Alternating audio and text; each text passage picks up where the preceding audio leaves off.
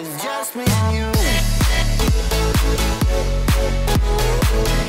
Salut mon petit Novel, c'est Théo de Nouvelle Classe, 6ème vidéo d'exercice sur la géométrie dans l'espace, et aujourd'hui on parle de l'équation cartésienne d'un plan. Alors dans un repère, on a un plan tel qu'on a un point E qui appartient à ce plan. E il a pour coordonnées 1, 4, moins 2, et N, ça doit te rappeler quelque chose qu'on a vu dans le cours, a pour coordonnées 2, moins 3, 1. N c'est ce qu'on appelle le vecteur normal à notre plan P, on l'appelle toujours N, donc si tu vois un vecteur N et qu'on te parle d'un plan, tu sais que c'est le vecteur normal à ce plan. Et on nous demande de donner l'équation cartésienne de P, et dans un deuxième temps, on nous demande si G qui a pour coordonnées 2, moins 5, 1 appartient à P. Alors l'équation cartésienne d'un plan, elle est comme ceci, on a A fois X, plus B fois Y, plus C fois Z, plus D qui est égal à 0. On sait que A, B et C, ce sont les coordonnées de notre vecteur normal à ce plan. Ici, le vecteur normal, on me le donne, 2 en X, je vais donc avoir ici 2, moins 3 en Y, je vais donc avoir ici moins 3, 1 en Z, donc je vais avoir 1 ici, et le D que je vais essayer de déterminer pour avoir l'équation complète de mon plan.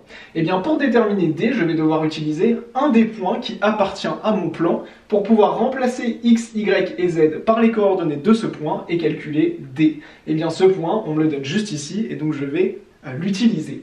On va donc ici essayer de déterminer D, on va donc écrire déterminons la constante D, l'inconnu D dans mon équation cartésienne. Du coup, ce que je vais faire, c'est remplacer X, Y et Z par les coordonnées de E. Je vais donc avoir 2 fois X qui est donc 1, plus moins 3 fois Y qui est égal à 4, plus 1 fois Z qui est égal à moins 2, plus D, et ça doit être égal à 0. Et donc, comme tu l'as bien compris, grâce à ça, je vais pouvoir en déduire la valeur de D. En effet, ce que j'ai juste à faire, c'est placer le D de l'autre côté, comme ceci. Donc le D, on va venir le mettre de l'autre côté. On avait ici plus D, donc on aura moins D. Et moins D sera donc égal à cette valeur. Cette valeur, elle est égale à 2, plus moins 3 fois 4, donc moins 12, plus 1 fois moins 2, qui est donc égal à moins D. Je sais donc qu'on a moins 12, moins 2, donc ça fait moins 14, et 2 moins 14, ça fait moins 12, qui est égal à moins D, et je peux donc en déduire que D est égal à 12. Et donc grâce à ce point E qui appartient à mon plan P, j'ai pu en déterminer la valeur de D, et D, j'en ai déduit qu'il est égal à 12. À ce stade de l'exercice, j'ai donc déterminé l'équation cartésienne de P, et il faut bien avoir déterminé la valeur de D pour avoir une équation cartésienne qui est complète. Maintenant, on va pouvoir vérifier si G appartient à notre plan, et pour vérifier ça, on va remplacer X, Y et Z par les valeurs de G, les coordonnées de G, et vérifier que c'est bien égal à 0. Si c'est le cas, l'équation est vérifiée, donc G appartient au plan. Si ce n'est pas le cas, eh bien G n'appartient pas à notre plan P. On est parti, on va donc remplacer X par 2, qu'on a ici, moins 3 fois moins 5, car Y est égal à moins 5, plus 1 fois Z, Z est égal à 1, plus 12, et on va vérifier que ceci est égal à 0. On ne l'a pas encore montré, donc on met un point d'interrogation.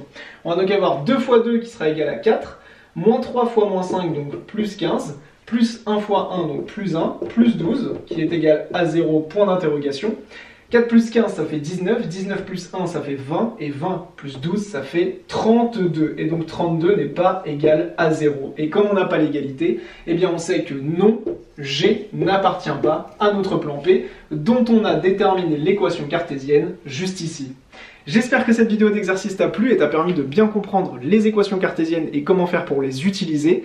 C'est la dernière vidéo d'exercice un peu classique que je tourne pour le parcours SPEMAT Terminal, donc ça me fait tout drôle parce que j'ai tourné quand même plus de 90 vidéos au total. Donc j'espère que ça t'a plu. N'hésite pas à en parler autour de toi, vraiment c'est super important pour moi que tu fasses passer le message et que tu parles de Nouvelle Classe autour de toi. Et de toute façon, on va se retrouver très vite dans d'autres vidéos d'exercice à la fin du parcours SPEMAT où je vais te corriger des sujets de bac qui sont tombés aux années précédentes et en E3C.